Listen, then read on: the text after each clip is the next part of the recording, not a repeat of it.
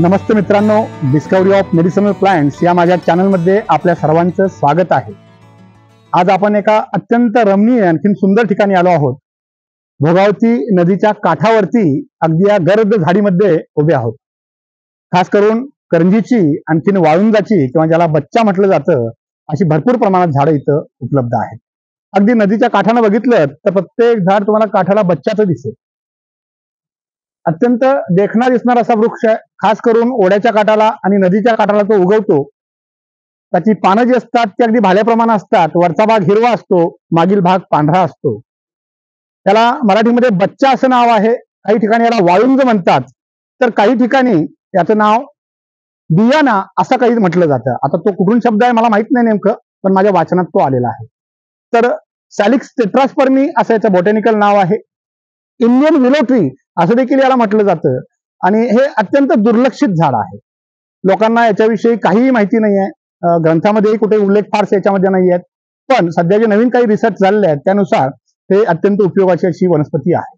खास करून ही एनाल्जेसिक आहे, अँटीपायरेटिक आहे, अँटी इन्फ्लामेटरी आहे। म्हणजे खास करून कोणत्याही स्वरूपाचं दुखणं असेल, ताप असेल, शरीरावरती सूज असेल तर याच्या सालीचा त्यामध्ये वापर केला जातो। पण ज्या लोकांना ॲस्पिरिनची ॲलर्जी आहे अशा लोकांनी मात्र ही साल वापरू नये, कारण ॲलर्जिक रिॲक्शन होऊ शकते। तर हे झाड खास करून पावसाळ्यामध्ये निष्पर्ण होतं आणि आता या दिवसामध्ये पूर्ण याला पानं असतात। पावसाळ्यामध्ये बघितलं तर एक पान देखील झाडाला नसतं। याच्या मागची एक आख्यायिका सांगितली जाते। आता आख्यायिका असतात। नदीच्या काठाला उगवतं, मग नदीची एक मुलगी असते आणि नदीच्या मुलगीला हे बच्च्याचं झाड असतं। तो म्हणतं मला तुझ्या मुलीशी लग्न करायचं आहे। पण नदी त्याला काय म्हणते की असं कर, मी ज्यावेळी अगदी भरलेली असेन, ओघात असेन, त्यावेळी तू नटून थटून ये।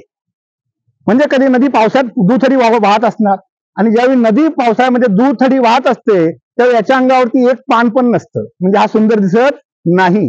म्हणजे तो त्यांचं लग्न होण्याचा काय प्रश्नच येत नाही, अशा स्वरूपाची एक आख्यायिका आहे। या झाडाचं दुसरं एक वैशिष्ट्य आहे, तुम्हाला ग्रीनरी वाढवायची असेल या झाडाची एक फांदी कुठेही नेऊन लावा, एक ओंडका कुठेही जरी टाकला तर त्याला पालवी फुटते, उगवतं ते झाड। त्यामुळे उगवायला सोपं आहे। तुम्हाला जर खरोखरच झाडं लावण्याची इच्छा असेल तर रिकाम्या जागेमध्ये थोडंसं सुरुवातीला अगदी काही पाणी घालून जगवलात ते झाड तुम्हाला निश्चितपणे मिळेल, ग्रीनरी वाढू शकते। तर अँटीपायरेटिक, एनाल्जेसिक, अँटी इन्फ्लामेटरी गुणाचं हे वाळुंज अत्यंत गुणकारी आहे। आमचे एक फ्रेंड आहेत, त्यांचं नाव वाळुंजकर आहे, त्यामुळे मी त्यांना गमतीनं म्हणतो सॅलिक्स टेट्रास्पर्मिकर, म्हणजे वाळुंजकर अशा नावाने त्यांना मी गमतीनं हाक मारत असतो। पुन्हा एकदा नवीन झाड घेऊन तुमच्या समोर येत आहे। धन्यवाद।